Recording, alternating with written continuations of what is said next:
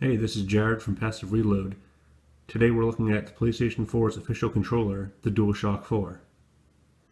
First thing everyone wants to know is, how does it compare to the Dualshock 3? Most of the problems people had with the Dualshock 3 was the convex triggers, and I'm happy to say these have concave triggers.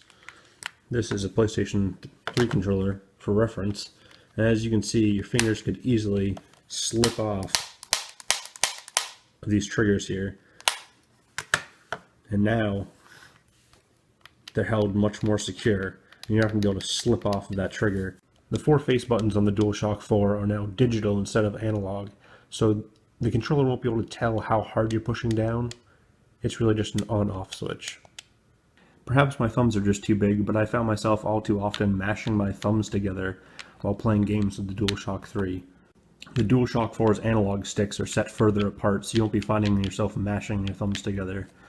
The control sticks also feel a little bit tighter, and there's a smaller dead zone, so they do feel much nicer than the DualShock 3's. I believe this in the center is a speaker, as well as your regular PlayStation home button.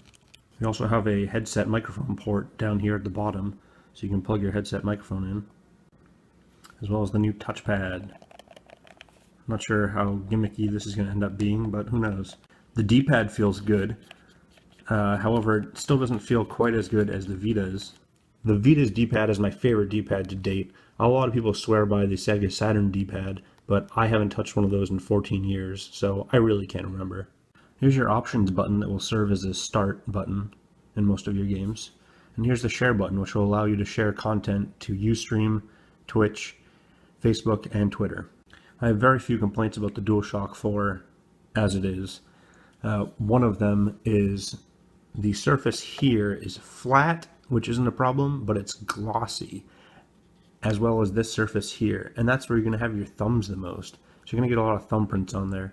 I know that doesn't bother most people, but the controller itself looks so nice otherwise that it kind of seems like an oversight to not just make that a matte finish like the rest of this here. You can't see fingerprints on here, as you can see, and you can definitely see them here in the light. There's also a light bar here on the top. We'll see how developers use that in the future. And pressing the home button makes it light up.